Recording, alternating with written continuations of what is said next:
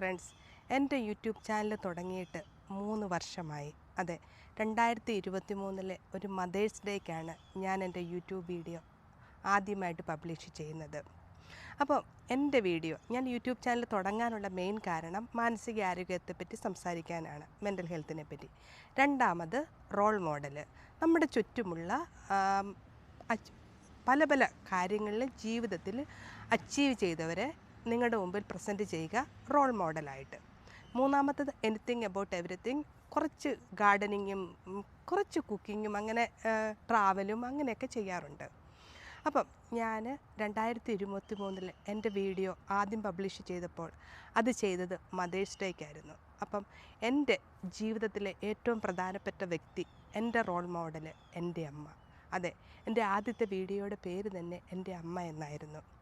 അപ്പോൾ എൻ്റെ അമ്മയെപ്പറ്റിയായിരുന്നു ഞാൻ വീഡിയോ ചെയ്തത്.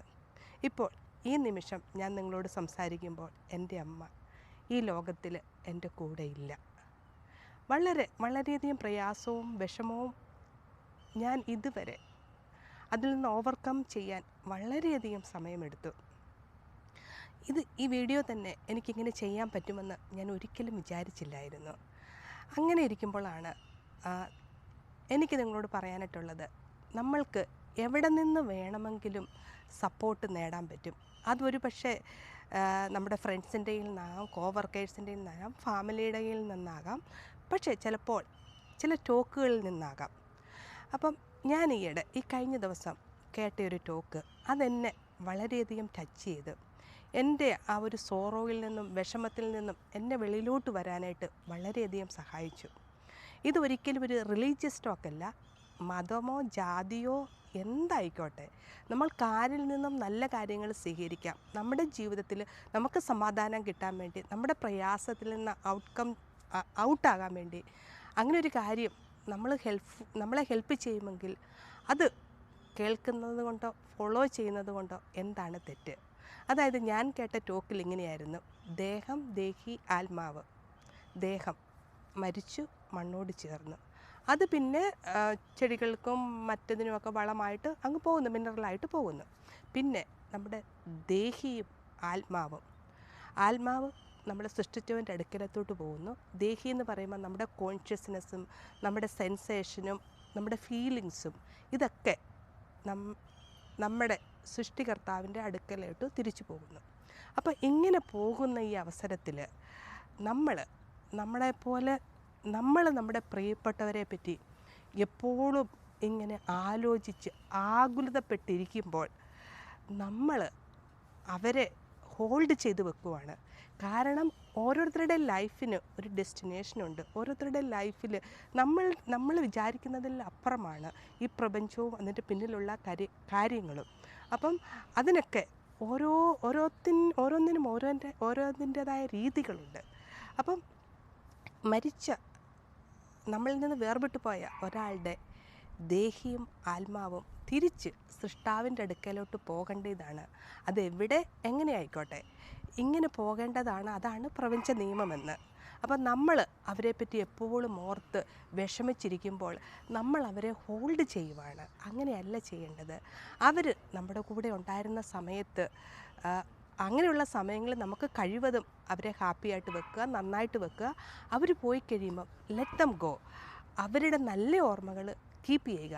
അല്ലാതെ അവരെപ്പറ്റി ഓർത്ത് കരഞ്ഞ് വിഷമിച്ചിരുന്നാൽ അവരെ ഒരു ത്രിശങ്ക് സ്വർഗത്തിലാക്കുമെന്ന്, അതായത് സ്വർഗത്തിലുമല്ല ഭൂമിയിലുമല്ല, ആ ഒരു ഇടയിലാക്കി അവരെ നമ്മൾ കൂടുതൽ വിഷമിപ്പിക്കുമായിരിക്കും എന്ന് ഇങ്ങനൊരു ടോക്ക് എനിക്ക് കേൾക്കാനിടയായി. അതെനിക്ക് ഒത്തിരി ഹെൽപ്ഫുള്ളായിട്ട് തോന്നി. ശരിയാണ്, ഇനിയിപ്പം എന്തെന്ന് വിചാരിച്ചാലും അവർക്കൊരിക്കലും നമ്മളോടൊപ്പം തിരിച്ചു വരാൻ പറ്റത്തില്ല. അപ്പം നമുക്കെന്തുകൊണ്ട് അവരെ ഫ്രീ ആയിട്ട് വിടുക? അങ്ങനെ ചിന്തിക്കുമ്പോഴത്തേക്ക് ദേഹം മണ്ണിനോട് ചേർന്ന് പിന്നെ ദേഹിയും ആത്മാവും തന്നെ സൃഷ്ടിച്ചവൻ്റെ അടുക്കലോട്ട് തിരിച്ചുപോയി. പിന്നെ എൻ്റെ മറ്റൊരു ചിന്തയെന്ന് പറയുന്നത്, എൻ്റെ അമ്മ സ്വർഗത്തിൽ നിന്ന് നോക്കുമ്പോൾ എൻ്റെയും എൻ്റെ സഹോദരങ്ങളുടെയും എൻ്റെ ഫാദറിൻ്റെയും ഞങ്ങളുടെ എല്ലാവരുടെയും ചിരിച്ച സന്തോഷത്തോടെയുള്ള മുഖം കാണുന്നതല്ലേ ഇഷ്ടം. നമ്മൾ അയ്യോ അമ്മ പോയല്ലോ എന്നോർത്ത് കരഞ്ഞ് ഇരിക്കുന്നതിലും അമ്മ നമ്മൾക്ക് വേണ്ടി ചെയ്ത നല്ല കാര്യങ്ങൾ ഓർത്ത് സന്തോഷത്തോടും സമാധാനത്തോടും സ്നേഹത്തോടും കഴിയുന്നത് കാണുന്നതല്ലേ നല്ലത്. അപ്പോൾ ഈ സമയത്ത് ഞാൻ വിചാരിച്ചു, എൻ്റെ അമ്മയെപ്പറ്റി കുറച്ച് കാര്യങ്ങൾ, ഞാൻ ഓർക്കുന്ന കുറേ കാര്യങ്ങൾ നിങ്ങളുമായിട്ട് ഷെയർ ചെയ്യാമെന്ന് വിചാരിച്ചു. എൻ്റെ അമ്മയെന്ന് പറയുമ്പോൾ ഒരു മെഴുകുതിരി പോലെ കത്തി എരിഞ്ഞ് ഞങ്ങൾ കുട്ടികൾക്കും കുടുംബത്തിനും വേണ്ടി ജീവിച്ച ഒരു സ്ത്രീയാണ്. ഇപ്പം ഞാൻ നിങ്ങളോട് ചോദിക്കുക, നിങ്ങൾ നിങ്ങളുടെ അമ്മയെ ആദ്യമായിട്ട് എന്നാണ് കണ്ടത്? അതായത് നിങ്ങളുടെ ഓർമ്മയിൽ നിങ്ങൾക്ക് ഏറ്റവും പുറകിലോട്ട് പോകുമ്പോൾ ഏറ്റവും പഴയ ഓർമ്മ എന്താണ്? നിങ്ങളും അമ്മയും നിങ്ങളുടെ അമ്മയുമായിട്ടുള്ളത്. അങ്ങനെ ഒരു ഓർമ്മ നിങ്ങൾക്ക് വിവേചിച്ച് എടുക്കാൻ പറ്റുമോ? എനിക്ക് പറ്റത്തില്ല. ഞാൻ കുറേ നേരം ചിന്തിച്ചു, എന്തായിരുന്നു എൻ്റെ ഓർമ്മയിൽ ഞാൻ അമ്മയെ ഓർക്കുന്നതെന്ന്. എനിക്ക് ഓർത്തിട്ട് അങ്ങനെ ഒരു ദിവസം കിട്ടുന്നില്ല. കാരണം തുടക്കം മുതലേ അമ്മ നമ്മുടെ കൂടെ ഉണ്ടല്ലോ. അപ്പോൾ പിന്നെ നമുക്കൊരു സ്പെഷ്യൽ ഡേ അങ്ങനെ പറയാൻ പറ്റത്തില്ലല്ലോ. പക്ഷേ ഞാൻ പിന്തിരിഞ്ഞ് നോക്കുമ്പോൾ ചെറുപ്പകാലങ്ങളിലൊക്കെ അമ്മച്ചിയുടെ പുറകേൽ പറമ്പിലും അവിടെ ഇവിടെയും തൊടിയിലും ഒക്കെ നടക്കുന്നതൊക്കെ എനിക്ക് ഓർമ്മയുണ്ട്. പിന്നെ ഞാനും എൻ്റെ ബ്രദറും തമ്മിൽ 1 വയസ്സ് വ്യത്യാസമാണ്. അപ്പോൾ ഏകദേശം എനിക്കൊരു 3 വയസ്സുള്ളപ്പോഴാണ് തോന്നുന്നത്. അത് 2-2.5 വയസ്സായിരിക്കും. അപ്പോൾ എൻ്റെ ബ്രദർ ഇങ്ങനെ എഴുന്നേറ്റൊക്കെ നടക്കുന്ന ഒരു കാലത്ത് അവനെ എല്ലാവരും കളിപ്പിക്കുന്നു. ആൺകുട്ടി, എന്നെ ആരും മൈൻഡ് ചെയ്യുന്നില്ല. അങ്ങനെയൊരു അന്ന് മുതൽ എൻ്റെ മനസ്സിൽ എന്തോ ഒരു ചിന്തയുണ്ട്, എൻ്റെ അമ്മയ്ക്ക് എൻ്റെ ആങ്ങളെയാണ് ഇഷ്ടം എന്നെക്കാളും കൂടുതൽ. ആ ഒരു ചിന്ത എൻ്റെ മനസ്സിൽ എപ്പോഴും ഉണ്ടായിരുന്നു. പിന്നെ അതുപോലെ തന്നെ ഞാൻ പിന്നെ ഓർക്കുന്ന ഒരു കാര്യം, എൻ്റെ മേഘത്തെല്ലാം ഭയങ്കര കാലയിലൊക്കെ ചൊറിയായിരുന്നു. മേത്തൊന്നും അധികം ചൊറിയൊന്നും ഇല്ലായിരുന്നു, എനിക്ക് കാലയിൽ കുറേ ചൊറിയുണ്ടായിരുന്നു. അപ്പം എനിക്കും ഉണ്ടായിരുന്നു, എൻ്റെ ആങ്ങളയ്ക്കും ഉണ്ടായിരുന്നു. അവൻ്റെ മേത്ത് മൊത്തമായിരുന്നു. അപ്പോൾ ഈ കൊടിയില്ലേ, ഇങ്ങനെ കുരുമുളകിൻ്റെ തണ്ട്, അതിങ്ങനെ ചതച്ചിട്ട് മേത്ത് മൊത്തം ഉരച്ച് അത് വെച്ചാൽ ചൊറിയെല്ലാം പോകുമെന്നാണ് പറയുന്നത്. ഒരു ചൂടുവെള്ളത്തിൽ കുളിപ്പിച്ചത്, അന്നേരം നല്ല മേലെല്ലാം നന്നായിട്ട് പുകയും. അന്ന് എനിക്ക് അമ്മച്ചിയോട് ഭയങ്കര ദേഷ്യമായിരുന്നു. അങ്ങനെ കുളിപ്പിക്കുന്ന എനിക്ക് നന്നായിട്ട് ഓർമ്മയുണ്ട്. പിന്നെ ഞാനും എൻ്റെ ബ്രദറും കൂടെ, ഞങ്ങൾ ഇച്ചിരി കുരുത്തം കേട്ടവരായിരുന്നു. ഞങ്ങളിങ്ങനെ ഈ പൊങ്ങല്യത്തിൻ്റെ അകത്ത് പുല്ല് നിറച്ചിട്ട് സിഗരറ്റ് പോലെ വലിച്ചുകൊണ്ടിരുന്നപ്പം ഞങ്ങളെ വന്ന് അടിച്ചതൊക്കെ എനിക്ക് ഓർമ്മയുണ്ട്. പിന്നെ ഞാൻ 1-ാം ക്ലാസ്സിൽ സ്കൂളിൽ പോകുമ്പോൾ ഞാനിപ്പോൾ ഓർക്കുന്നുണ്ട്, എന്നെ സ്കൂളിലെ ഏറ്റവും ഫ്രണ്ട് ബെഞ്ചിൽ കൊണ്ടുയിരുത്തിയിട്ട് ബ്ലാക്ക് ബോർഡ് കാണിച്ചിട്ട് പറഞ്ഞ്, ഇങ്ങോട്ട് നോക്കി, ഇവിടെയാണ് ടീച്ചേഴ്സ് വന്ന് പഠിപ്പിക്കുന്നത്. അപ്പം ടീച്ചേഴ്സ് പറയുന്ന എല്ലാം ശ്രദ്ധ വെച്ച് നന്നായിട്ട് പഠിക്കണം, നല്ല മാർക്ക് വാങ്ങിക്കണം, പഠിച്ച് മിടുക്കിയാണ്. ജീവിതത്തിലെ ഏറ്റവും പ്രധാനപ്പെട്ട കാര്യമെന്ന് പറയുന്നത് വിദ്യാഭ്യാസമാണ്. അത് നമ്മൾ നേടിയെടുക്കണം. അപ്പം നന്നായിട്ട് പഠിക്കണം. അത് എപ്പോഴും എന്നോട് അമ്മ പറയുന്ന ഒരു കാര്യമായിരുന്നു, പഠിത്തത്തിന് ഇമ്പോർട്ടൻസ് കൊടുക്കണം, നന്നായിട്ട് പഠിക്കണമെന്ന്. പിന്നെ ഇങ്ങോട്ട് വരുമ്പോഴത്തേക്ക് സത്യം പറയുവാണെങ്കിൽ ഒരു 10 വയസ്സ് മുതൽ പിന്നെ അങ്ങോട്ട് ഞാനും എൻ്റെ അമ്മയും തമ്മിൽ നല്ലൊരു ബന്ധമല്ലായിരുന്നു. കാരണം എന്താണെന്ന് വെച്ചാൽ, ഒരു ടീനേജ് ആയി വരുന്നതിൻ്റെതും എൻ്റെ മനസ്സിൽ എപ്പോഴും അമ്മയെന്ന് പറയുന്ന എൻ്റെ മേലിൽ കുറ്റം കണ്ടുപിടിക്കാൻ നടക്കുവാണ്. ഞങ്ങൾ തമ്മിൽ ഒട്ടും ചേരത്തില്ലായിരുന്നു. കാരണം ഞാൻ പറഞ്ഞല്ലോ, ഞാനും എൻ്റെ ബ്രദറും തമ്മിൽ 1 വയസ്സ് വ്യത്യാസമേ ഉള്ളൂ. അവനെ വൈകുന്നേരം പന്ത് കളിക്കാൻ വിടും, സ്വന്തക്കാരുടെ വീട്ടിൽ വരും, അവന് ഇഷ്ടമുള്ളിടത്തെല്ലാം വിടും, എന്നെ വിടത്തില്ല. അത് തന്നെ എൻ്റെ ഒരു കാര്യം. അപ്പം ഞാൻ ചോദിക്കും, എന്താ അവൻ ആണാണെന്ന് കൊണ്ടാണോ വിടുന്നത്, എന്നെ വിട്ടാൽ എന്താ കുഴപ്പം? ഇങ്ങനെ ഞങ്ങൾ തുടങ്ങി അത് വലിയ വഴക്കിൽ അവസാനിക്കും. അതുപോലെ തന്നെ അപ്പം അമ്മച്ചിയുടെ കൺട്രോൾ വിടും, അമ്മച്ചി ഒരു അടി തരും. എൻ്റെ മേല് നൊന്ത് കഴിഞ്ഞാൽ പിന്നെ ഞാൻ ഒത്തിരി എന്തൊക്കെയാണ് വിളിച്ച് പറയുന്നതെന്ന് തന്നെ എനിക്കറിയത്തില്ല. അന്ന് കാലത്തൊക്കെ ഞാൻ ഓർക്കുന്നുണ്ട്, ഞാൻ പൈസ ഇങ്ങനെ 10 പൈസ 20 പൈസയൊക്കെ സൂക്ഷിച്ചു വെക്കുമായിരുന്നു. അപ്പോൾ അമ്മച്ചിക്ക് ആവശ്യം വരുമ്പോൾ എൻ്റെ കയ്യിൽ നിന്ന് തിരിച്ച് വാങ്ങിക്കുമായിരുന്നു. വാങ്ങിച്ചിട്ട് തിരിച്ച് തരും കേട്ടോ. അപ്പം ഞാൻ ഈ അടി കിട്ടുന്ന സമയത്ത് ഇതൊക്കെ വിളിച്ച് പറയും, എൻ്റെ കയ്യിൽ നിന്ന് പൈസ വാങ്ങിച്ചില്ല, എൻ്റെ പൈസ ഇപ്പം എനിക്ക് വേണം. ഇങ്ങനെ ഒരു നോൺസെൻസായിട്ട് സൗര്യം തരാതെ ഇങ്ങനെ ഞാൻ പറഞ്ഞുകൊണ്ടിരിക്കുകയാണ്. ഇപ്പം ഞാനതൊക്കെ ഓർക്കുമ്പോൾ എനിക്ക് വിഷമം തോന്നാറുണ്ട്, ഞാൻ എത്ര തലവേദനയാണ് അമ്മച്ചിക്ക് കൊടുത്തിട്ടുള്ളതെന്നുള്ള കാര്യം. പിന്നെ മറ്റൊരു കാര്യമെന്ന്, അമ്മച്ചി ഒരു CID ആയിരുന്നു. അതായത് ബുക്കൊക്കെ എനിക്കൊക്കെ അമ്മച്ചിക്കറിയാം സ്വഭാവം നമ്മുടെ ശരിയല്ലെന്ന്. ബുക്കിനകത്തൊക്കെ വെച്ച് ഞാൻ ബാലരമയും പിന്നെ മംഗളവും മനോരമയും ഒക്കെ ഞാൻ വായിച്ചിട്ടുണ്ട്. അപ്പോൾ അമ്മച്ചി വന്ന് കൈയോടെ പിടിക്കും. പിന്നെ പഠിക്കുമ്പോഴത്തേക്ക് പഠിക്കുന്നതിൻ്റെ സമയത്ത് ഉറങ്ങുന്നത്, നമ്മൾ പഠിക്കാനിരുന്നാൽ ഒരു 10-15 മിനിറ്റ് ഇടവിട്ട് അമ്മ വന്ന് നോക്കും, പഠിക്കുവാണോ, കളിക്കുവാണോ, ഉറങ്ങുവാണോ. ഇത് തന്നെയായിരുന്നു അമ്മച്ചിയുടെ ഒരു മെയിൻ ജോലി എന്ന് പറയുന്നത്. അതിപ്പോൾ ഞാൻ ഓർക്കുന്നുണ്ട്, ഇവിടെ അമേരിക്ക വന്നപ്പോഴത്തേക്കാണേലും എൻ്റെ കുട്ടികളൊക്കെ സ്കൂളിൽ പോകുമ്പം അമ്മച്ചി അവരുടെ ബൈക്ക് പാക്കൊക്കെ ചെക്ക് ചെയ്യുമായിരുന്നു. ചെക്ക് ചെയ്തിട്ട് എന്നോട് പറഞ്ഞേ, പിള്ളേർ ടോയൊക്കെ പാവേനയൊക്കെ സ്കൂളിൽ കൊണ്ടുപോകുന്നു എന്നും പറഞ്ഞുകൊണ്ട് ഇങ്ങനെ എടുത്തു തരുന്നത് എനിക്ക് എപ്പോഴും ഞാൻ ഓർക്കുന്നുണ്ട്. പക്ഷേ ഇത് പറയുമ്പോൾ ഞാൻ പറയുന്നത്, നമ്മുടെ അമ്മമാർക്ക് നമ്മളാണ് ഏറ്റവും പ്രധാനം. അത് കഴിഞ്ഞിട്ടേ ഉള്ളൂ നമ്മുടെ ഭർത്താവാണെങ്കിലും ശരി, നമ്മുടെ മക്കളാണെങ്കിലും ശരി. ഇത് ഞാൻ പറയുമ്പം അമ്മച്ചി ഇവിടെ ആദ്യം വരുന്ന സമയത്താണ് എൻ്റെ മോനുണ്ടായത്. അപ്പം അവൻ ചെറുപ്പത്തിൽ, ഞാൻ ആ സമയത്ത് നൈറ്റ് ഡ്യൂട്ടി ചെയ്യുന്ന സമയമായിരുന്നു. അപ്പം ഞാൻ നൈറ്റ് ഡ്യൂട്ടി കഴിഞ്ഞ് കിടന്നുറങ്ങുവാണ്. അപ്പം ഞാൻ എൻ്റെ മോനെ ബ്രസ്റ്റ് ഫീഡ് ചെയ്യുന്ന സമയമായിരുന്നു. അപ്പം എപ്പോഴെങ്കിലും ഒരു തരം കിട്ടിയാൽ അവൻ ഓടി എൻ്റെ അടുക്കലോട്ട് വരും. അപ്പം നൈറ്റ് ഡ്യൂട്ടി കഴിഞ്ഞ് ഉറങ്ങുന്ന എനിക്ക് ശരിക്കും ഉറങ്ങാൻ പറ്റത്തില്ല. അപ്പോൾ അമ്മച്ചി അവനെ ബലമായിട്ട് പിടിച്ചുകൊണ്ട് പോകുമായിരുന്നു. അപ്പം സത്യം പറഞ്ഞ ആ സമയത്ത് എൻ്റെ മോൻ്റെ ഏറ്റവും വലിയ ശത്രു എൻ്റെ അമ്മയായിരുന്നു. കാരണം അമ്മച്ചി ഒരിക്കലും അവനെ എൻ്റെ അടുക്കലോട്ട് വരാൻ അനുവദിക്കത്തില്ലായിരുന്നു. കാരണം അമ്മച്ചിയുടെ പ്രയോറിറ്റി ഞാനായിരുന്നു. നൈറ്റ് ഡ്യൂട്ടി കഴിഞ്ഞിട്ട് ഉറങ്ങുവാണ്, മോൻ വന്ന് ബ്രസ്റ്റ് മിൽക്ക് കുടിച്ച് എൻ്റെ ഉറക്കം നഷ്ടപ്പെടുമെന്ന് വിചാരിച്ചായിരുന്നു. ഞാനും എൻ്റെ അമ്മയും തമ്മിലുള്ള വഴക്കിനെ പറ്റി പറഞ്ഞാൽ തീരത്തില്ല. ഒത്തിരി കാര്യങ്ങളുണ്ട്. പക്ഷേ ഞാൻ 1-2 കാര്യങ്ങൾ പറയാം. മെയിനായിട്ടുള്ള ഞങ്ങളുടെ തർക്കം വെളിയിൽ പോകുന്നത്, എൻ്റെ ആങ്ങളയോടൊപ്പം എന്നെ എന്തുകൊണ്ടാണ് വെളിയിൽ വിടാത്തത്, ഒന്ന്. രണ്ടാമത്തത് ഇറക്കം കുറഞ്ഞ പാവാട ഇടുന്നത്. പിന്നെ തലമുടിയൊക്കെ ഇച്ചിരി ഫ്രണ്ടിൽ കട്ട് ചെയ്ത് വെക്കുന്നത്, വലിയ സ്റ്റൈലിലും ഫാഷനിലൊക്കെ നടക്കുന്നത് ഒക്കെ അമ്മച്ചിക്ക് ഭയങ്കര ഒരു ടെൻഷനായിരുന്നു. കാരണം എൻ്റെ അച്ചാച്ചി അമ്മച്ചിയും പ്രേമിച്ചാണ് കെട്ടിയത്. അപ്പം അമ്മച്ചിക്കൊരു ഉള്ളിലൊരു പേടി, ഞാനും അങ്ങനെ ആയി പോകുമോ. പറയാൻ കാരണം എൻ്റെ അമ്മ എൻ്റെ ജീവിതത്തിൽ ഒരൊറ്റ ഡിസിഷൻ മാത്രമേ ഉള്ളൂ സ്വയമായിട്ട് തീരുമാനിച്ചിട്ടുള്ളത്. അതായത് ഇഷ്ടപ്പെട്ട ആളെ കല്യാണം കഴിച്ചു. പിന്നീട് ജീവിതത്തിലെ എല്ലാ കാര്യങ്ങളും അമ്മച്ചി മറ്റുള്ളവർക്ക് വേണ്ടിയാണ് ചെയ്തത്. കല്യാണം കഴിച്ച സമയത്ത് കുഴപ്പമൊന്നുമില്ലായിരുന്നു. പക്ഷേ വളരെ പ്രതിസന്ധികളിൽ കൂടെ കടന്നു പോയതാണ്. കാരണം എൻ്റെ ഫാദറിൻ്റെ വീട്ടിലാണെങ്കിൽ അതെ, അവൾ വന്ന് എൻ്റെ മൂത്ത മോനെ അടിച്ചു മാറ്റി. എൻ്റെ ഫാദർ കുടുംബത്തോടുള്ള റെസ്പോൺസിബിലിറ്റിയിൽ നിന്ന് ഓടി ഒളിച്ചു. അതിന് കാരണക്കാരി എൻ്റെ അമ്മയാണ്. അങ്ങനെ ഒരു പറച്ചിൽ ഉണ്ടെങ്കിലും ഇല്ലെങ്കിലും അത് അമ്മച്ചിയുടെ മനസ്സിലൊരു കുറ്റബോധം പോലെ കടന്നിരുന്നു. പിന്നെ ജീവിതത്തിൻ്റെ കുറേ സമയം മുമ്പോട്ട് പോയപ്പോൾ എൻ്റെ ഫാദർ തികഞ്ഞ ഒരു മദ്യപാനിയായി തീർന്നു. നിങ്ങൾ ഓർക്കണം, ഒരു മദ്യപാനിയുടെ കൂടെ ജീവിക്കുക എന്ന് പറയുന്നത് അതൊട്ടും ഈസി ആയിട്ടുള്ള കാര്യമല്ല. തൊടുന്നതിനും പിടിക്കുന്നതിനും കുറ്റവും വഴക്കും ബഹളവും, പിന്നെ സാമ്പത്തികമായിട്ടും അത് ട്രോമ എന്ന് പറഞ്ഞാൽ സാമ്പത്തികമായിട്ടുള്ള ട്രോമ മാത്രമല്ല, ഇമോഷണലായിട്ടുള്ള ട്രോമാസും.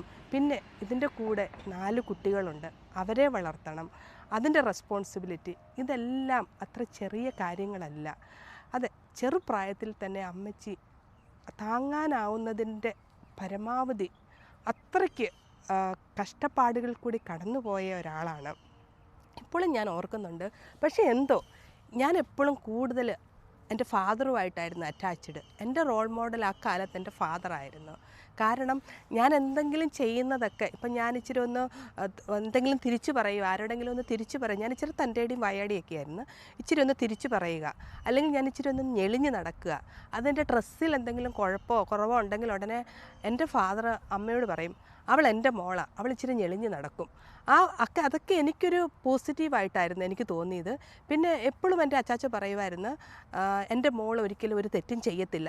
അപ്പോൾ ഇത് അച്ചാച്ച ഇങ്ങനെ പോസിറ്റീവ് തരുമ്പോൾ അമ്മച്ചി എപ്പോഴും നീ അങ്ങനെ ചെയ്യൂ, നീ ഇങ്ങനെ ചെയ്യുവാണ്, നീ അങ്ങനെ നടക്കുവാണ്, ഇങ്ങനെ നടക്കുവാണ്, മൊത്തം കുറ്റങ്ങളാണ് കേൾക്കുന്നത്. ഇപ്പം പള്ളിയിലൊക്കെ പോകുമ്പോഴത്തേക്ക് അറിയാമോ, നമ്മൾ എന്തിനാണ് പള്ളിയിൽ പോകുന്നത്? പ്രാർത്ഥിക്കാനായിട്ടല്ലേ. ഞാൻ പ്രാർത്ഥിക്കാൻ മാത്രമല്ല, കുറച്ച് വർത്തമാനമൊക്കെ പറയാനും കൂടിയാണ് പോകുന്നത്. അപ്പം ഞാൻ പള്ളിയിൽ പോയിരുന്ന അടുത്തിരിക്കുന്ന ആളോട് വർത്തമാനം പറഞ്ഞുകൊണ്ടിരിക്കും.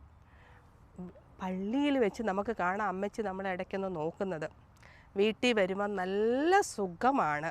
വീട്ടിൽ വരുമ്പോഴത്തേക്ക് വർത്തമാനം പറഞ്ഞതിന് നല്ല അടിയും വഴക്കും കിട്ടും. അപ്പം ഞാൻ അമ്മയോട് ചോദിക്കും, അമ്മച്ചി എന്തിനാണ് പള്ളിയിൽ വരുന്നത്? പ്രാർത്ഥിക്കാനായിട്ടാണോ അതോ എനിക്കിട്ട് നോക്കാനായിട്ടാണോ? അപ്പോൾ എന്നോട് പറയും, പ്രാർത്ഥിക്കാനാണ്, അതുപോലെ തന്നെ എൻ്റെ റെസ്പോൺസിബിലിറ്റിയാണ് നീ എന്താണ് പള്ളിയിൽ ചെയ്യുന്നത് എന്നത്. അതെ, ഇങ്ങനെ എവിടെ പോയാലും ഞാനത് ഇപ്പോൾ സത്യം പറയുവാണെങ്കിൽ എൻ്റെ ഡെയിലി പ്രാക്ടീസിൽ ഞാൻ ഉപയോഗിക്കാറുണ്ട്. ഞാൻ മെയിനായിട്ട് കുട്ടികളെയാണ് കാണുന്നത്. അവരോട് ഞാൻ എപ്പോഴും പറയാറുണ്ട്, നിങ്ങൾ ലോകത്തിൻ്റെ ഏത് ഭാഗത്ത് പോയാലും 2 കണ്ണുകൾ അല്ലെങ്കിൽ 4 കണ്ണുകൾ, നിങ്ങളുടെ പേരൻസിൻ്റെ കണ്ണുകൾ നിങ്ങളെ നോക്കും. പക്ഷെ നിങ്ങൾ വളർന്നു വരുന്ന സമയത്ത് നിങ്ങൾക്ക് തോന്നും ഇത് പുട്ട് ഡൗൺ ചെയ്യാൻ വേണ്ടിയാണ്, അല്ലെങ്കിൽ എന്താണ് നിങ്ങളെ ക്രിട്ടിസൈസ് ചെയ്യാൻ വേണ്ടിയാണെന്ന്. പക്ഷെ അങ്ങനെയല്ല. ആ കണ്ണുകൾ എപ്പോഴും എൻ്റെ കുട്ടികൾ എന്താണ് ചെയ്യുന്നത്, അവർക്ക് എങ്ങനെ ഓരോ സമയത്തും എന്തെല്ലാം കാര്യങ്ങൾ പറഞ്ഞു കൊടുത്ത് ബെറ്റർ ആക്കാൻ പറ്റും, ഇതാണ് ഓരോ പേരൻസിൻ്റെയും ഓരോ അമ്മമാരുടെയും കണ്ണുകളിൽ കൂടെ നമ്മൾ കാണുന്നത്. അവർക്കൊരു പക്ഷേ ആ സ്നേഹം പണ്ട് കാലത്ത് പ്രത്യേകിച്ച് ആ സ്നേഹത്തിൻ്റെ രീതിയിൽ കാണിച്ചു തരാനായിട്ട് അവർക്കതിനുള്ള എക്സ്പീരിയൻസ് ഇല്ലായിരുന്നു, അവർക്കത് കിട്ടിയിട്ടില്ലായിരുന്നു. ഞാൻ എപ്പോഴും ഓർക്കും, ഞങ്ങൾ അന്ന് മാന്നാനത്തെ വീട്ടിലായിരുന്നപ്പോഴത്തേക്ക്, തറവാട്ടിലായിരുന്നപ്പോൾ എൻ്റെ അമ്മ എന്താണ് ചെയ്തിരുന്നതെന്ന്. കൂടുതൽ സമയം വീട്ടുജോലികൾ ചെയ്യും, അല്ലെങ്കിൽ ബാക്കി സമയം പ്രാർത്ഥന. പിന്നെ ഞാൻ ഓർക്കുന്നുണ്ട്, അന്ന് മാന്നാനത്തെ പള്ളിപ്പറമ്പിൽ അവിടെയൊക്കെ പോയി അവിടുന്ന് വിറക് പെറുക്കിക്കൊണ്ട് വരുന്നതും, അവിടെ എന്തെങ്കിലും ചക്കയോ മാങ്ങയോ ഒക്കെ വീണ് കിടന്നാൽ അതൊക്കെ പെറുക്കി ഞങ്ങൾക്ക് കൊണ്ട് തരുന്നതും ഞാൻ ഓർക്കുന്നുണ്ട്. പിന്നെ ഏറ്റവും രസകരമായ കാര്യം, രാവിലെ പഠിക്കാൻ എന്നെ വിളിച്ചെഴുന്നേൽപ്പിക്കും. എന്നിട്ട് അമ്മച്ചി ഒരിക്കലും തിരിച്ചു പോയി കിടക്കത്തില്ല, എൻ്റെ ഒപ്പം തന്നെ തൊട്ടിപ്പുറം ഇരിക്കും. ഞാൻ പഠിക്കുന്നുണ്ടോ അഥവാ ഉറങ്ങുവാണോ എന്ന് നോക്കാൻ വേണ്ടി. ഇടയ്ക്ക് വെള്ളം കൊണ്ടുത്തരും, കാപ്പിയൊക്കെ അനത്തി തരും. ഞാൻ മാനമായിട്ട് കാപ്പിയൊക്കെ മേടിച്ച് കുടിക്കും. എന്നിട്ട് അവിടെ ഇരുന്ന് പഠിക്കാനാന്ന് പറഞ്ഞിരിക്കും. അപ്പം ഞങ്ങളുടെ അടുത്തുള്ള ഒരു കുട്ടി ഉണ്ടായിരുന്നു, ജിനി എന്നായിരുന്നു പേര്. അപ്പം അവൾ ഇടയ്ക്ക് രാവിലെയൊക്കെ നടക്കാനൊക്കെ പോകും. അപ്പോൾ അവൾക്കൊരു സ്വഭാവമുണ്ട്, ഇങ്ങനെ വെട്ടം കാണുമ്പം, ഞങ്ങളുടെ വീട്ടിൽ വെട്ടം കാണുമ്പം എന്താണെന്ന് വന്ന് നോക്കും, ഞാൻ പഠിക്കുന്നുണ്ടോ. കാരണം അവളുടെ അമ്മ ഞങ്ങളുടെ ട്യൂഷൻ ടീച്ചറായിരുന്നു. അപ്പം പഠിക്കുന്നുണ്ടോ എന്നൊക്കെ ഒന്ന് ചെക്ക് ചെയ്യാൻ വേണ്ടി അവൾ വന്ന് ജനൽ വഴി നോക്കും. അപ്പോൾ അവൾ എപ്പോഴും രസകരമായിട്ട് പറയുന്ന ഒരു കാര്യമുണ്ട്, നിങ്ങൾ വെളുപ്പിനെ എഴുന്നേക്കും അമ്മയും മോളും, മോൾ അവിടെ കമന്ന് കിടന്നുറങ്ങും, അമ്മ അവിടെ ഇരുന്ന് ഉറങ്ങും, പഠിക്കാനാന്നിട്ടുള്ള പേര്. അതെ, അമ്മ എൻ്റെ ഒപ്പം എന്നെ പഠിപ്പിക്കാൻ വേണ്ടി എഴുന്നേക്കുമായിരുന്നു. പക്ഷേ ഞങ്ങൾ രണ്ടുപേരും അവിടെ ഇരുന്ന് ഉറക്കം തൂവുമായിരുന്നു പണി. അപ്പം അതെ, ഞാൻ എപ്പോഴും പഠിക്കുമ്പോൾ എൻ്റെ ഒപ്പം ഒന്നുകിൽ ഒപ്പം ഇരിക്കും, അല്ലെങ്കിൽ എവരി 10 to 15 മിനിറ്റ്സ് വന്ന് ചെക്ക് ചെയ്യും, ഞാൻ പഠിക്കുവാണോ, ഉഴപ്പുവാണോ, കഥ വായിക്കുവാണോ, എന്തെടുക്കുവാണോ എന്ന്. അതെ, ആ കരുതൽ നമുക്കൊരിക്കലും മറക്കാൻ പറ്റാത്ത ഒരു കരുതലാണ്. അമ്മച്ചിയുടെ കയ്യിൽ നിന്ന് എനിക്ക് ഒത്തിരി അടികൾ കിട്ടിയിട്ടുണ്ട്, എൻ്റെ നാക്ക് ശരിയല്ലായിരുന്നു. പിന്നെ പഠിത്തത്തിൻ്റെ കാര്യത്തിൽ ഞാൻ പറഞ്ഞിട്ടുണ്ടല്ലോ, എനിക്ക് കണക്ക് പണ്ട് മുതലേ പ്രയാസമായിരുന്നു. അപ്പം കണക്കിൻ്റെ എക്സാമിൻ്റെ അന്ന് തന്നെ അമ്മച്ചി രാവിലെ പറയും, ജോമോളെ ഇന്ന് കണക്കാണ്. അപ്പം എൻ്റെ അങ്കിളുമാരൊക്കെ പറയും, ഇന്ന് കണക്കാണ്, എക്സാമിന് പോയിട്ട് വലിയ കാര്യമൊന്നുമില്ല, നീ പോകണ്ടടി കണക്കാണ് എന്ന് പറയുമായിരുന്നു. പക്ഷേ കണക്കിന് ഞാൻ ഇടയ്ക്ക് തോറ്റു പോകുമായിരുന്നു. 18 മാർക്കിൻ്റെ കൂടെ എന്നെ പഠിപ്പിച്ച ടീച്ചേഴ്സും ഇച്ചിരി, അന്ന് കാലത്ത് 17.5 മാർക്കുണ്ടെങ്കിൽ നമുക്ക് ജയിക്കാം, പക്ഷേ എനിക്ക് മാത്രം 20 മാർക്ക് വേണം, എന്നാലേ ഉള്ളൂ എനിക്ക്, അല്ലെങ്കിൽ എനിക്ക് റെഡ് മാർക്ക് ഇട്ട് തരുമായിരുന്നു അവർ. അത് പക്ഷാഭേദമല്ലേ, അത് ശരിയല്ലായിരുന്നല്ലേ, ഇനി എന്തേലും ആട്ടെ, അന്ന് അങ്ങനെ നടന്നു. അപ്പം എനിക്ക് ഈ പ്രോഗ്രസ് റിപ്പോർട്ട് കിട്ടിക്കഴിയുമ്പം, ഞാൻ കണക്കിന് തോറ്റെങ്കിൽ എനിക്കൊരിക്കലും റിപ്പോർട്ട് കാർഡ് കിട്ടത്തില്ല, കണക്കിൻ്റെ മാർക്കും കാണിക്കത്തില്ല. അമ്മച്ചി എപ്പോഴും ചോദിക്കും, കണക്കിൻ്റെ മാർക്ക് കാണിച്ചോ? ഇല്ല. റിപ്പോർട്ട് കാർഡ് കിട്ടിയോ? ഇല്ല. ഇങ്ങനെ ഇരിക്കുമ്പോഴത്തേക്കാണ് ഒരു ദിവസം ഞാൻ സ്കൂളിൽ പോവുകയാണ്. അപ്പം നമുക്ക് എപ്പോഴും എവിടെയെങ്കിലും ഒരു പാര കാണും കേട്ടോ. എനിക്കങ്ങനെ ഒരു പാരയുണ്ട്. എൻ്റെ പാര എൻ്റെ അമ്മയുടെ അനിയത്തിയുടെ രൂപത്തിലായിരുന്നു. പുള്ളിക്കാരിയും എൻ്റെ സ്കൂളിൽ തന്നെയാണ് പഠിച്ചിരുന്നത്. നിങ്ങൾ വിചാരിക്കില്ല പുള്ളിക്കാരി പഠിക്കാൻ ഭയങ്കര മിടുക്കിയായിട്ടായിരുന്നു, അങ്ങനെയല്ല. പുള്ളിക്കാരുടെയും പണി എനിക്കിട്ട് നോക്കുക എന്നുള്ള, ഞാൻ പഠിക്കുന്നുണ്ടോ എന്ന് നോക്കുക എന്നുള്ള, സ്വന്തമായിട്ട് പഠിച്ചില്ലെങ്കിലും ഞാൻ പഠിക്കുന്നുണ്ടോ ഇല്ലയോ എന്ന് നോക്കുക എന്നുള്ളതായിരുന്നു എൻ്റെ ആൻറ്റിയുടെ പ്രധാന ഹോബി. അപ്പം ഞങ്ങൾ ഒരു ദിവസം അന്ന് കുഞ്ഞാൻറ്റി വന്ന് ഞങ്ങളുടെ വീട്ടിൽ കിടന്ന്, എന്നിട്ട് തിരിച്ച് ഞങ്ങൾ ഒരുമിച്ച് സ്കൂളിലോട്ട് പോവുകയാണ്. സ്കൂളിലോട്ട് പോകുമ്പം കുഞ്ഞാൻറ്റിയുടെ കണ്ണ് എൻ്റെ സ്കൂൾ ബാഗിൽ, നമ്മുടെ ഓർക്കുന്നുണ്ട് അന്നത്തെ റിപ്പോർട്ട് കാർഡ് നമുക്ക് ഒരു പിങ്ക് കളറിലോ യെല്ലോ കളറിലോ ഒക്കെയാണ് വന്നുകൊണ്ടിരുന്നത്. അപ്പോൾ ഇതെന്തുവാടി നിൻ്റെ ബാഗിനകത്ത് ഒരു യെല്ലോ കളർ മഞ്ഞ കളർ എന്ന് പറഞ്ഞ് പൊക്കിയെടുത്ത്, റിപ്പോർട്ട് കാർഡ്, കുഞ്ഞാൻറ്റി ഞാൻ അറിഞ്ഞില്ല, മറന്നുപോയി. നോക്കുമ്പം കണക്കിന് തോറ്റ്. അന്നേരം തന്നെ സ്കൂളിലോട്ട് പോകുന്നതിന് പകരം കുഞ്ഞാൻറ്റി എന്നെ തിരിച്ച് വീട്ടിലോട്ട് കൊണ്ടുവന്ന് അമ്മച്ചീനെ കൊണ്ട് കാണിച്ച്, ഞാൻ ഇപ്പോഴും ഓർക്കുന്നുണ്ട്, ഒരു പ്ലാസ്റ്റിക് ചീപ്പായിരുന്നു അമ്മച്ചിയുടെ കയ്യിലിരുന്നത്, പണ്ടത്തെ ഒരു കോല് പോലത്തെ ചീപ്പിട്ടല്ലോ. ആ ചീപ്പ് വെച്ച് അടിച്ചടിച്ചടിച്ച് ആ ചീപ്പ് പൊടിയുന്നോളം വരെ എന്നെ അടിച്ചു. അത് അപ്പം അന്നൊന്നും എനിക്കത്ര മനസ്സിലാക്കാനായിട്ടുള്ള കഴിവില്ലായിരുന്നു. കാരണം അമ്മച്ചിയുടെ ജീവിതമോ ഇങ്ങനെയായി, അമ്മച്ചി നന്നായിട്ട് പഠിച്ചിട്ടില്ലായിരുന്നു. അമ്മച്ചി പറയുന്നത് അമ്മച്ചി പഠിക്കാൻ പുറകോട്ടായിരുന്നുകൊണ്ട് പിന്നെ ചേച്ചിമാരും അനിയത്തിമാരും ഒക്കെ പഠിച്ചോട്ടെ എന്നോർത്ത് വഴി മാറിക്കൊടുത്തെന്നാണ്. പക്ഷേ അമ്മച്ചി നല്ല തൻ്റേടിയായിരുന്നു. അക്കാലത്ത് അമ്മച്ചി അടുത്തുള്ള ഒരു കമ്പനിയിൽ ജോലിക്ക് പോയിട്ടൊക്കെയുണ്ട്. അങ്ങനെ ജോലിക്ക് പോയി കുറച്ചൊക്കെ കുടുംബത്തിൻ്റെ കാര്യങ്ങളൊക്കെ നോക്കിയിട്ടുണ്ട്. പക്ഷേ അമ്മച്ചി നോക്കുമ്പം അമ്മച്ചിയുടെ ചേട്ടത്തി അനിയത്തിമാരും എല്ലാവരും ജോലിക്കാരാണ്. അമ്മച്ചി മാത്രം പഠിച്ചില്ല, ജോലി കിട്ടിയില്ല. ആ ഒരു വിഷമം ഉള്ളിലുണ്ടായിരുന്നുകൊണ്ട് എന്നെ എപ്പോഴും പഠിക്കാൻ ഇങ്ങനെ നിർബന്ധിച്ചുകൊണ്ടിരുന്നു. അപ്പോൾ അന്ന് അങ്ങനെ ചീപ്പ് ഒടിയുന്നോടം വരെ അടി തന്നു. പിന്നെ ഇങ്ങനെ ഞങ്ങൾ തമ്മിലുള്ള പ്രശ്നങ്ങൾ ഇങ്ങനെ മുമ്പോട്ട് പോയിക്കൊണ്ടിരിക്കുമായിരുന്നു. അമ്മച്ചി എന്തെങ്കിലും പറയുമ്പോൾ ഞാൻ തിരിച്ചു പറയും, അങ്ങനെ പിന്നെ ഒരുമിച്ച് ചേരും.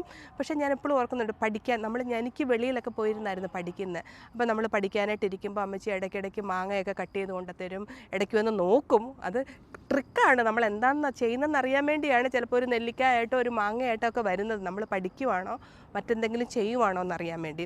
ആ സമയത്തൊക്കെ ഞാൻ കഥകളും കവിതകളും ഒക്കെ എഴുതുമായിരുന്നു. അപ്പം ഞാൻ ഓർക്കുന്നുണ്ട് വൈകിട്ടൊക്കെ അച്ചാച്ചയും അമ്മച്ചിയും കൂടെ ഇരുന്ന് എൻ്റെ മുമ്പിൽ വെച്ച് ഒരിക്കലും പറയത്തില്ല ഞാൻ കഥ എഴുതുന്നതിന് കവിതേൻ്റെ അങ്ങനെ പൊക്കിയൊന്നും പറഞ്ഞിട്ടില്ല.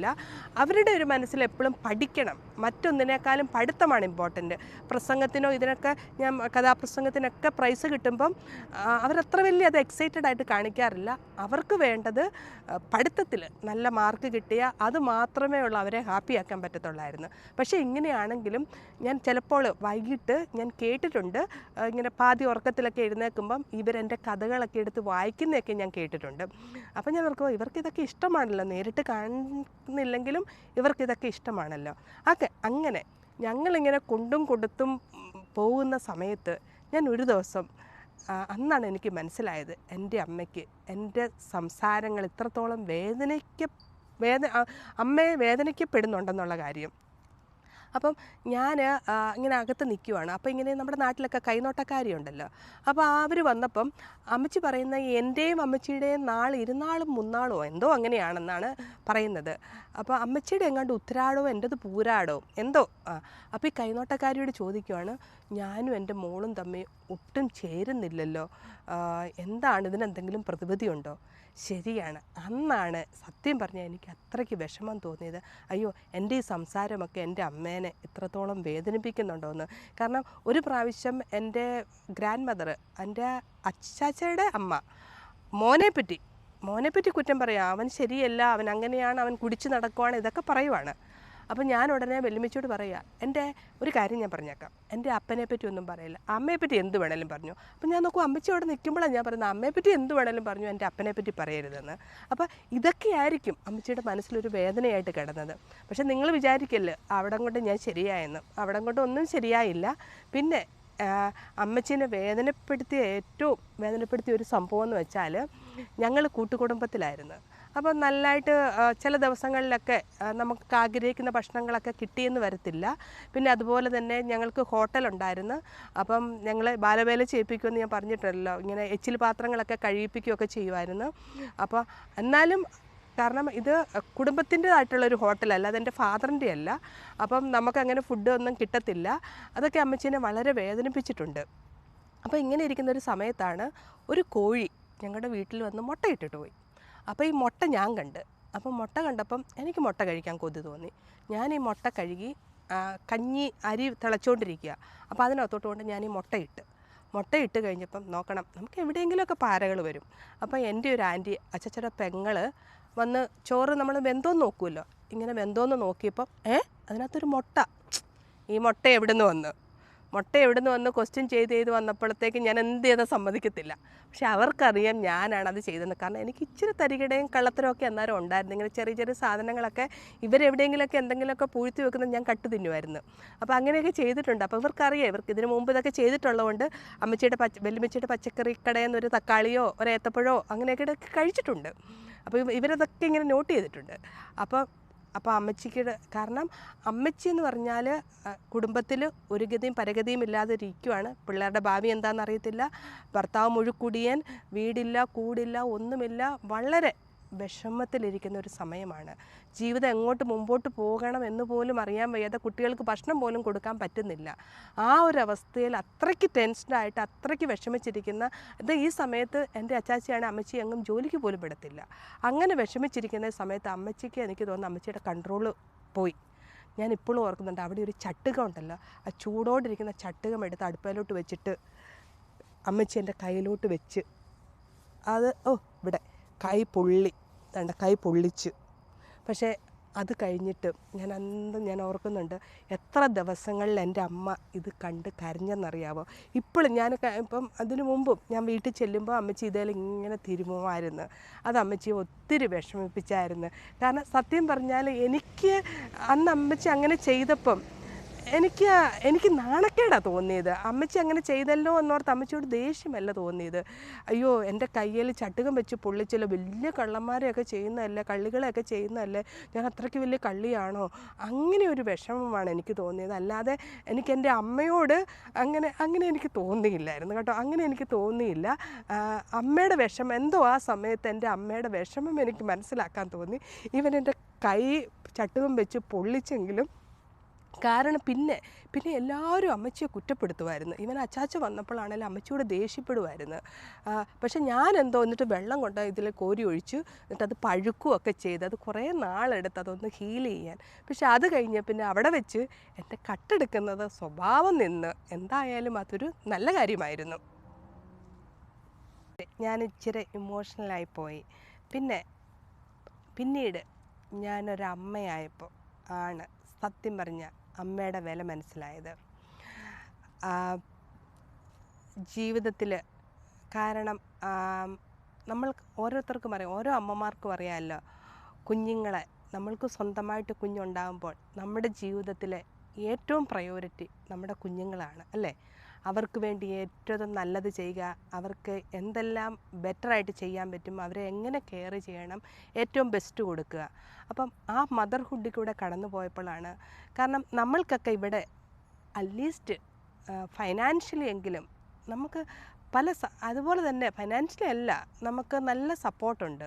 അപ്പോൾ ഇത്രയും സപ്പോർട്ടും ഇത്രയും ഫൈനാൻഷ്യലി ഒക്കെ ഉണ്ടാഞ്ഞിട്ടും ഞാൻ എൻ്റെ കുഞ്ഞുങ്ങളെ വളർത്താൻ ബുദ്ധിമുട്ടുന്ന അത് ഓർക്കുമ്പോൾ ഞാൻ എൻ്റെ അമ്മയെപ്പറ്റി ചിന്തിക്കും, ഇതൊന്നുമില്ലാതെ എത്ര കഷ്ടപ്പെട്ടാണ് ഞങ്ങളെ വളർത്തിയതെന്ന്. അപ്പം ഇവിടെ അമേരിക്കയിൽ അമ്മച്ചി പല പ്രാവശ്യം വന്നപ്പോഴെല്ലാം കാരണം എനിക്ക് വേണ്ടി എൻ്റെ കുഞ്ഞുങ്ങളെ നോക്കാൻ വേണ്ടിയും പിന്നെ എൻ്റെ ഒരു ആഗ്രഹമായിരുന്നു അമ്മച്ചി അമേരിക്കയ്ക്ക് കൊണ്ടുവരണം, അമേരിക്കയൊക്കെ ഒന്ന് കാണിക്കണം എന്നൊക്കെ. കുറച്ചൊക്കെ അത് സാധിച്ചു, പക്ഷേ എല്ലാം പരിപൂർണമായെന്ന് പറയാൻ പറ്റത്തില്ല. പക്ഷേ എനിക്ക് മറ്റേ ഒരു രസകരമായ ഒരു കാര്യമെന്ന് വെച്ചാൽ അമ്മച്ചി അമേരിക്ക വന്നു കഴിഞ്ഞപ്പോൾ എൻ്റെ മാനേജറെ മലയാളം പഠിപ്പിച്ചു. അതെങ്ങനെയാണെന്ന് നിങ്ങൾക്കറിയണ്ടേ. അപ്പം ഞാൻ ലൂസിയാനയിൽ ജോലി ചെയ്യുമ്പം ഇടയ്ക്കിടയ്ക്ക് അപ്പം ഏജൻസി വഴിയാണല്ലോ നമ്മൾ വരുന്നത്. അത് കഴിഞ്ഞിട്ട് അപ്പം നമ്മൾക്ക് എപ്പോഴെങ്കിലും അവർക്ക് ജോലിക്ക് ആവശ്യമുണ്ടെങ്കിൽ നമ്മളെ അവർ വിളിക്കും. അപ്പം ചിലപ്പോൾ ഞാൻ ഉറങ്ങുമായിരിക്കും, ചിലപ്പോൾ ഞാൻ വീട്ടിൽ കാണത്തില്ല. അപ്പം ഫോൺ എടുക്കുമ്പോൾ അമ്മച്ചിക്ക് ഇംഗ്ലീഷ് അറിയത്തില്ല, അമ്മച്ചിക്ക് ഇത്ര അറിയത്തില്ല, മോള് ഇവിടെ ഇല്ല. അപ്പം ഫോൺ എടുക്കുമ്പോഴേ ഇപ്പം അമ്മച്ചിക്ക് മനസ്സിലായത് ഹോസ്പിറ്റലിലാണ് വിളിക്കുന്നത്, ഉടനെ പറയും മോളിനോ അല്ലെങ്കിൽ മോൾ ഇവിടെ ഇല്ല. അപ്പോൾ അവസാനം എൻ്റെ മാനേജർ, അപ്പോൾ എന്നോട് മാനേജർ ചോദിച്ചു എന്താണ് അമ്മച്ചി പറയുന്നത്. അപ്പോൾ ഞാൻ പറഞ്ഞു ഇല്ല, മറ്റേ നോ ആണ്, മോൾ ഇവിടെ ഇല്ല. അപ്പോൾ അതിൻ്റെ അർത്ഥം ഞാൻ ഇവിടെ ഇല്ലെന്നാണ്. അപ്പോൾ അവസാനം എൻ്റെ മാനേജർ തന്നെ അത് പഠിച്ചു, മോൾ ഇവിടെ ഇല്ല എന്ന് പറഞ്ഞാൽ ഞാൻ അവിടെ ഇല്ല എന്നുള്ളതാണ്. പിന്നെ എന്നെ ഏറ്റവും വിഷമിപ്പിച്ച മറ്റൊരു കാര്യമാണ് ഈ അമ്മച്ചി ഞങ്ങളൊക്കെ ചെല്ലുമ്പം കൊടുക്കുന്ന പൈസയാണെങ്കിലും വീട്ടു ചെലവിൻ്റെ പൈസയാണെങ്കിലും അത് കുറച്ച് എടുത്തു വെച്ച് ഇവിടെ എന്നെ കാണാൻ വരുമ്പോൾ ഒരു ചെറിയ സ്വർണ്ണ കമ്മലെങ്കിലും എനിക്ക് കൊണ്ടുതരുമായിരുന്നു. മോളെ ഇതേ ഉള്ള എൻ്റെ കയ്യിൽ, എനിക്ക് അമ്മച്ചിക്ക് ജോലിയില്ല, മറ്റു വരുമാനമൊന്നുമില്ല, എങ്കിലും ഉള്ളതിൽ നിന്ന് കുറച്ച് മാറ്റി വെച്ച് ഒരു ചെറിയ മോതിരമോ ഒരു ചെറിയ കമ്മലോ ഒക്കെ എനിക്ക് കൊണ്ടുതരുമായിരുന്നു. പിന്നെ നമ്മുടെ നാട്ടിൽ ഒരു ചിന്തയുണ്ടല്ലോ, അമേരിക്കയിലോട്ട് വന്നു കഴിഞ്ഞാൽ എന്ന് പറഞ്ഞാൽ ഇങ്ങനെ ഞാനും അങ്ങനെ ചിന്തിച്ചു കേട്ടോ. ഇവിടെ വന്ന ഡോളർ, ഈ മരമൊക്കെ കുലുക്കിയ ഡോളർ ഇങ്ങോട്ട് വീഴും, ഇഷ്ടംപോലെ പൈസ ഉണ്ടെന്നാണ് ഞാൻ വിചാരിച്ചുകൊണ്ടിരുന്നത്. അപ്പോൾ അങ്ങനെയായിരുന്നു നമ്മുടെ നാട്ടിലെ പലരും അങ്ങനെയാണ് ചിന്തിച്ചുകൊണ്ടിരുന്നത്, എസ്പെഷ്യലി എൻ്റെ ഫാദർ. അപ്പം അതുമാത്രമല്ല നാട്ടിലെ പലരും പറയുകയും ചെയ്യും, അവൾക്ക് 3 ലക്ഷം രൂപ കിട്ടുന്നുണ്ടായിരിക്കും, 4 ലക്ഷം രൂപ കിട്ടുന്നുണ്ടായിരിക്കും, അവൾക്ക് 1 ലക്ഷം രൂപ ഇപ്പോൾ അയച്ചു തന്നാൽ എന്താ കുഴപ്പം, ഇങ്ങനെ. അപ്പം നമ്മളെപ്പറ്റി ഇപ്പം അമ്മ ഇവിടെ വന്നപ്പം എൻ്റെ കഷ്ടപ്പാട് മനസ്സിലായി. അത് ആ സമയമെന്ന് പറയുന്നത്, അമ്മച്ചി ഇവിടെ ഉണ്ടായിരുന്ന സമയമെന്ന് പറഞ്ഞാൽ എൻ്റെ ഹസ്ബൻഡ് സ്കൂളിലായിരുന്നു, ഞാൻ മാത്രമേ ജോലി ചെയ്യുന്നുള്ളൂ. അന്നൊക്കെ സാലറിയൊക്കെ വളരെ കുറവായിരുന്നു. വളരെ കഷ്ടപ്പെട്ടാണ് ജോലി ചെയ്തുകൊണ്ടിരുന്നത്. 2 പിള്ളേർ, നൈറ്റ് ഡ്യൂട്ടി, അതിനിടയ്ക്ക് ചിലപ്പോൾ ഓവർ ടൈം ചെയ്താലേ ഉള്ളൂ നമുക്ക് എന്തെങ്കിലും ഒന്ന് സേവ് ചെയ്യാൻ പറ്റത്തുള്ളൂ. അപ്പം ആ സേവിങ് നമ്മളൊന്ന് നാട്ടിലോട്ട് കുടുംബമായിട്ട് പോയി കഴിയുമ്പോൾ എല്ലാ സേവിങ്ങും പിന്നെയും സീറോ ആകും. അപ്പം വളരെ കഷ്ടപ്പെട്ടാണ് ജീവിച്ചുകൊണ്ടിരുന്നത്. അപ്പോൾ എല്ലാവരും ഇങ്ങനെ പറയുന്ന കേൾക്കുമ്പോൾ അമ്മച്ചിക്ക് ഭയങ്കര വിഷമമായിരുന്നു. അപ്പോൾ അമ്മച്ചി അങ്ങനെ ആരോടും അധികം തിരിച്ച് പറയത്തില്ല. ഞാനിപ്പോഴും ഓർക്കുന്നുണ്ട്, ഞങ്ങൾ മാന്നാനത്തെ വീട്ടിലൊക്കെ താമസിക്കുമ്പോൾ എൻ്റെ ഫ്രണ്ട്സ് പലരും പറഞ്ഞിട്ടുണ്ട്, ഓ ഇങ്ങനെ ഒരാൾ അവിടെ ഉണ്ട്, ഇങ്ങനെ ഒരു സ്ത്രീ നിൻ്റെ അമ്മ അവിടെ ഉണ്ടെന്ന് ഞങ്ങൾക്ക് അറിയത്ത് പോലും ഇല്ലായിരുന്നു, ഒരിക്കലും വെളിയിലോട്ടും കണ്ടിട്ടില്ല, സ്വരവും ഒന്നും വെളിയിലോട്ട് കേട്ടിട്ടില്ല എന്ന്. അപ്പോൾ അമ്മച്ചി അങ്ങനെ അധികം തർക്കിക്കത്തില്ല. ഞാനിപ്പോഴും ഓർക്കുന്നുണ്ട്, ഞാൻ ഒരു പ്രാവശ്യം അവധിക്ക് ചെന്നപ്പം കുറേ ഇങ്ങനെ ചില്ലറ പൈസകളും 10, 20 കുറേ നോട്ട് കെട്ടുകൾ ഇങ്ങനെ എൻ്റെ കയ്യിലോട്ട് കൊണ്ടു തന്ന്, എന്നിട്ട് എന്നോട് പറഞ്ഞ് അത് കൗണ്ട് ചെയ്യാൻ പറഞ്ഞ്. ഞാനത് കൗണ്ട് ചെയ്തപ്പം ഒരു 10-30,000 രൂപയുണ്ടായിരുന്നു. അപ്പോൾ എന്നോട് പറഞ്ഞു, മോളെ നീ ഒരു കാര്യം ചെയ്യ്, ഈ 30,000 രൂപ നീ അച്ചാച്ചടയിലോട്ട് കൊടുത്തേരും, നീ തന്നതാണെന്നും എനിക്കറിയാം നിനക്ക് ബുദ്ധിമുട്ടാണെന്ന്, നീ തന്നതാണെന്ന് പറഞ്ഞ് നീ അങ്ങ് കൊടുത്തേക്കാൻ പറഞ്ഞ്. സത്യം പറഞ്ഞാൽ എനിക്ക് വളരെ വിഷമം തോന്നി.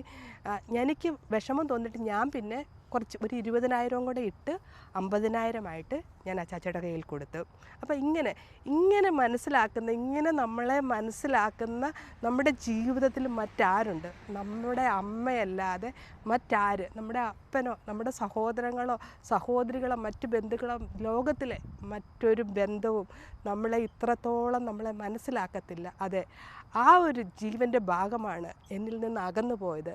നമുക്കറിയാമല്ലോ, എനിക്കറിയാം, പരിപൂർണമായിട്ടറിയാം, നമുക്ക് ഓരോരുത്തർക്കും അറിയാം ആ ഒരു പ്ലേസ്, ആ അമ്മയുടെ സ്ഥാനം, അത് നമുക്ക് ആർക്കും അത് തിരിച്ചു തരാൻ പറ്റത്തില്ല. അതെപ്പോഴും ഒരു മിസ്സിങ്, എപ്പോഴും ഒരു ഗ്യാപ്പായിട്ട് കിടക്കും എന്ന് വിചാരിച്ച് നമ്മളെപ്പോഴും അവരെപ്പറ്റി ഓർത്ത് വിഷമിച്ചിരിക്കാതെ ഞാൻ വിശ്വസിക്കുന്നത് അങ്ങ് യേശുപ്പച്ചൻ്റെ അടുക്കൽ സന്തോഷത്തോടെ അമ്മച്ചി ഇപ്പോഴും ഇരിക്കുവാണെന്നാണ്. അമ്മച്ചി പോയി കഴിഞ്ഞത് പിന്നെ ഞാൻ ഒരു പ്രാവശ്യം മാത്രമേ ഉള്ളൂ അമ്മച്ചിയെ സ്വപ്നം കണ്ടുള്ളൂ.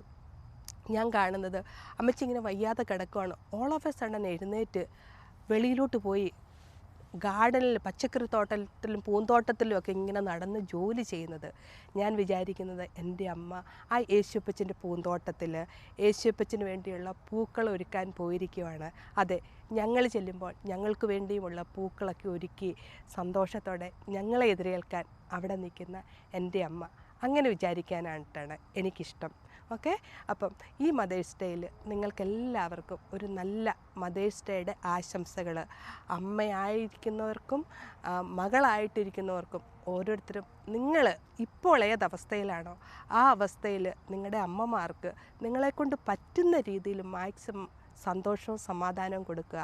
ഈ നിമിഷം, അതായത് ദിസ് ഡേ വിൽ പാസ്, അത് പാസ് ചെയ്ത് പോകുമ്പോൾ നമുക്കെപ്പോഴും സൂക്ഷിക്കാൻ നല്ല മെമ്മറികൾ തരാനായിട്ട് ഇടയാവട്ടെ. ഓക്കെ, അപ്പം നിങ്ങൾക്കെല്ലാവർക്കും താങ്ക് യു. ഈ 3 വർഷത്തോടെ ഇടയ്ക്ക് എനിക്ക് ഒരു 5000-ൻ്റെ മുകളിൽ സബ്സ്ക്രൈബേഴ്സ് ഉണ്ട്.